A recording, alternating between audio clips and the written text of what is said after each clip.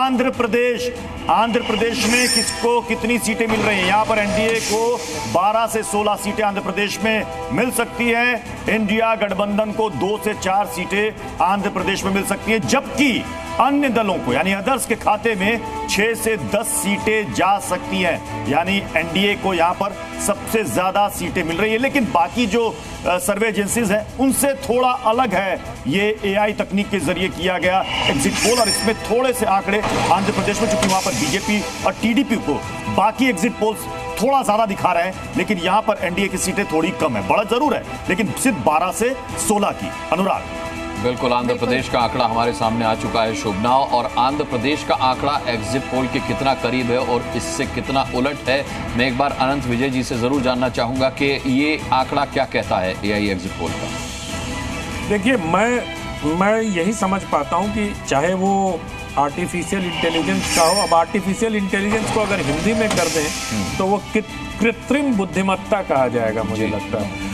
तो कृत्रिम बुद्धिमत्ता के आधार पर किया गया है, लेकिन एक चीज जो मुझे कॉमन लग रही है सारे एग्जिट पोल में और जी न्यूज के इस एग्जिट पोल में, कि सब एक डायरेक्शन दे रहे हैं, सब एक संकेत कर रहे हैं। उस संकेत के हिसाब से अगर देखें तो आंध्र प्रदेश में जितने पोल ऑफ पोल्स भी कल आप दिखा रहे थे, तो उसके और इसमें कोई बहुत अंतर नहीं है। सीटों का अंतर हो सकता है, मैं सीटों पर जाता ही नहीं हूँ एग्जिट पोल के, और जाना भी नहीं चाहिए। मुझे लगता है कि सीटों का जो विश्लेषण होता है, कई सारे ऐसे पोलस्टर हैं जो एग्जिट पोल करते हैं, सिर्फ वोट परसेंटेज लाते हैं, और एक दूसरी टीम होती है जो सीटों का आकलन करती है। सुहास पलसीकर जी जैसे सीटों का आकलन किया करते थे कि इतने वोट परसेंटेज पे इतनी सीटें मिलेंगी।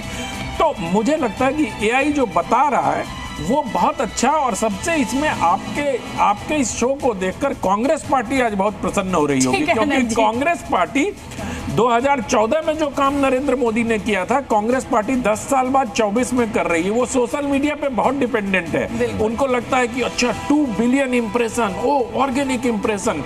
तो मुझे लगता है कि आज आपके इसको देखकर कांग्रेस पार्टी, जो कल थोड़ी सी बेचारे बैकफुट पे चले गए होंगे, गलत बोल दिया मैंने, बेचारा शब्द मैं वापस लेता हूँ, जो कल वो पार्टी बैकफुट पे चली गई थी, आज उनको थोड़ी राहत जीनिया ने दे दी होगी, क्योंकि कृत्रिम बुद्धिमत्ता के आधार पर कांग्रेस को हमेशा राहत मिली है।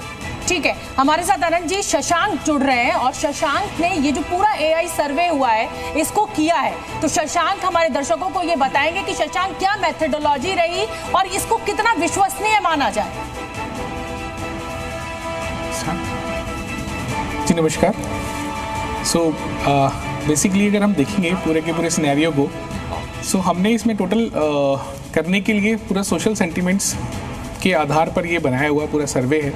सोशल सेंटिमेंट्स हम लोगों ने कलेक्ट करे हैं सोशल मीडिया प्लेटफॉर्म्स, और इसके अलावा हम बहुत सारी चीज़ों को कंपाइल करते हैं। एक्चुअली इसका थोड़ा सा हिस्ट्री अगर देखेंगे तो प्रोफेसर गैलप ने जब ने इनिशियली स्टार्ट किया था इस प्रोसेस को, तो उस समय बेसिकली क्या होता था, जब कलेक्शन ऑफ क्वेश्चंस होते थे या सैम्पल सर्वेस होते, सैम्पल्स को कलेक्ट किया जाता था, तो एक प्रोसेस अडॉप्ट किया जाता था, और उसमें एक टर्म होती है जिसको बोला जाता है सोशल डिजायरेबिलिटी बाइस। तो बाइस का मतलब ये होता है कि हमने कुछ कहा, अभी कुछ कहा, और हमारे रिजल्ट्स कुछ और आए। तो हम यहाँ बेसिकली हम जो डेटा कलेक्ट कर रहे हैं, हम यहाँ उससे किसी भी बंदे से जाकर के पूछ नहीं रहे हैं, हम उनकी सोशल मीडिया प्लेटफॉर्म से उनके जो रिएक्शंस हैं उनको रीड कर रहे हैं, और उनको रीड करने के बाद में एक हमारी एआई एल्गोरिथम है जिसको हमने एनएलपी के थ्रू एनालाइज करा है, और बाकी टेक्निकल इंडिकेटर्स भी इसके साथ यूज़ कर जाते हैं, जैसे इन्फ्लेशन है, और सभी चीज़ों को यूज़ करते हैं। ठीक है शशांक, लौटेंगे आपके पास।